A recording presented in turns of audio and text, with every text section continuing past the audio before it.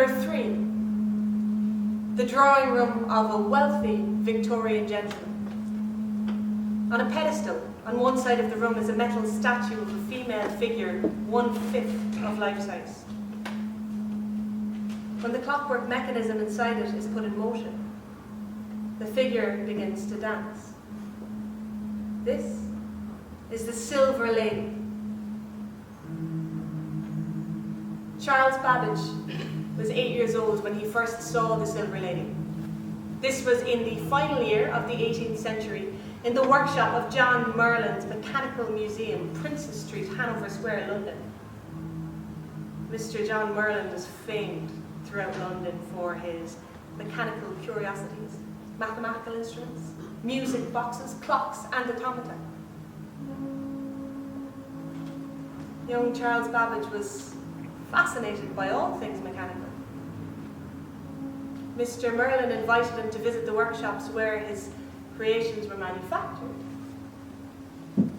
Here, amongst the many clockwork figures and animals, Babbage was taken by the sight of a naked female dancer. The dancer's right arm was extended and a little bird perched on the forefinger. When the hidden gears and levers inside the 12-inch figure were put in motion, the Silver Lady began to move with extraordinarily lifelike grace. The little bird's tail moved up and down, flapped its wings, and opened and closed its beak. Babbage said, "Her eyes were full of imagination and irresistible." Charles Babbage was 41 when he was to see the Silver Lady again. This was in the 1834 at an auction. He bought it for £35 and displayed it in his home at number 1 Dorset Street, Marylebone. He had dresses custom made. Babbage was known for his Saturday evening soirees, attended by the great names of Victorian London. Charles Darwin, Michael Faraday, Florence Nightingale, Alfred Lord Tennyson, Charles Dickens. Invitations read in part. "I hope you intend to patronise the Silver Lady. She is to appear in new dresses and decorations." His guests were enthralled and delighted by the Silver Lady. Far fewer guests took the time to patronise the mechanism in the adjoining room, a section of Babbage's difference engine.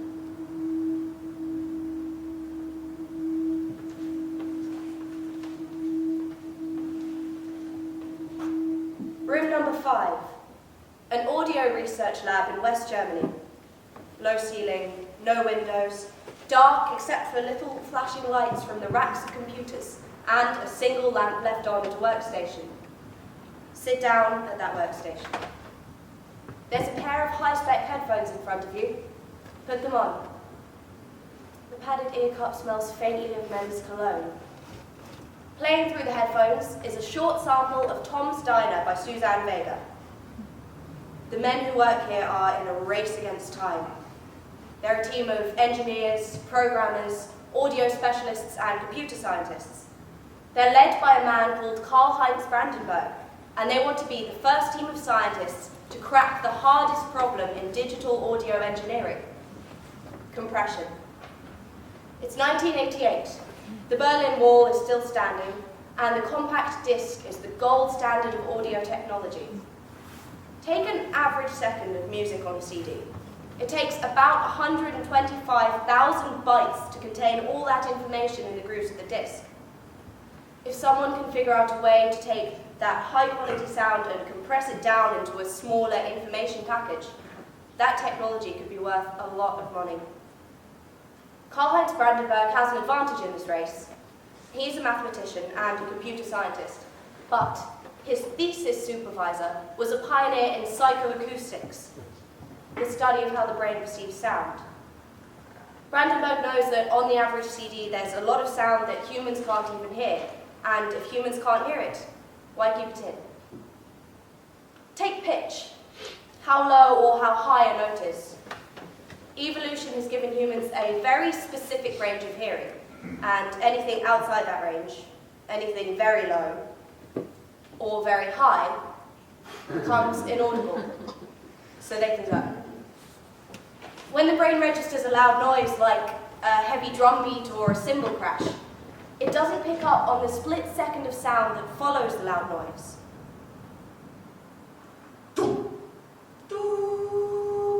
So you can save precious bytes of information there. But listen to this.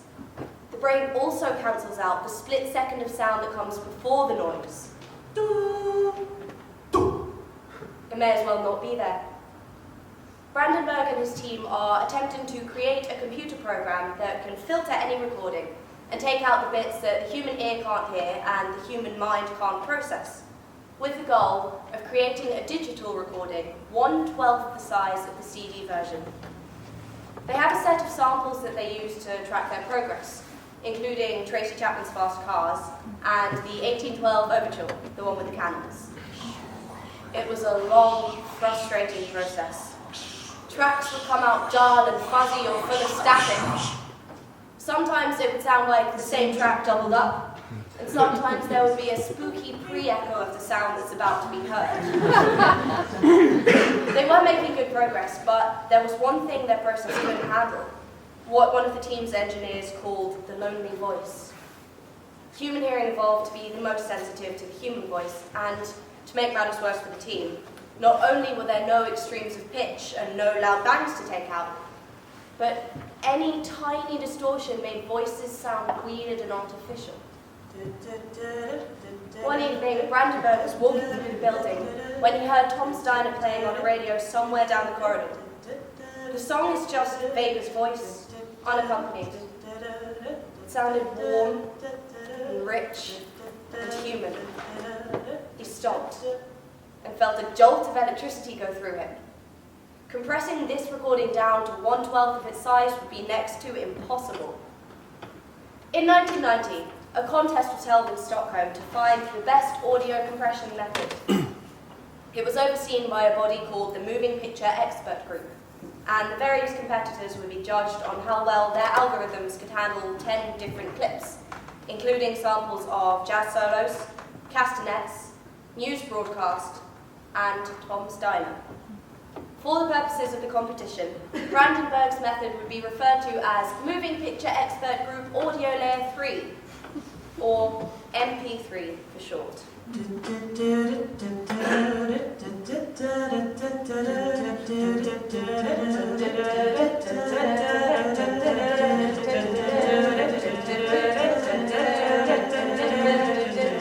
Hey! You! Over here! Want to see something cool? Follow me. So yeah, we're back in the Great Hall. Ancient library, lots of books, yada yada yada, but check it out. That's you coming through the main door, and you will note that the signal fire appears to be both lit and unlit. I know. Which can only mean that you're about to go both left and right. Now. Not bad, huh? Well, that's not the cool part. This is the cool part. See that crowbar over there? If you'd be so kind as to pass it to me, I'm going to pop this manhole cover open. Oh, just mind your toes. Okay, I'm going to go down first, and I want you to follow me. Just whatever you do, please don't fall down on top of me. You'll kill us both. It's a long way down. I just can't tell you how long, though, because it changes every time. Don't worry about the manhole cover. When you look back up, it'll be closed. See? Told you. But is it only closed because you look back up? Here, have a flaming torch. For atmosphere. Okay. Now that we're down here, I'm going to go down first, but as I said, make sure not to fall on me. It is a long way down. Okay. Come with me and you'll be in a world of pure imagination. Take a look and you'll see into your imagination. Is that from the bit with the river or the bit when they arrive? As you will have observed, we are now in a system of identical corridors. Corridors or tunnels? I prefer corridors. A system of identical corridors with identical doors which are all spaced equally apart. Each door has a number written on it, but there's no point in trying to memorize them. They're all as long as your arm. Hey. Hey. Hey! Eyes on me. This is vital. As long as we're down here, you will stay on my ass. There are miles and miles of corridor down here, and they all look the same, and sometimes they disappear, and sometimes they reappear somewhere else. So if you wander off and get lost, I'm not going looking for you. But if you stay with me, there'll be no problems, and we'll have a great time. Nothing's gonna harm you, not while I'm around. Okay. See that next door? Step inside.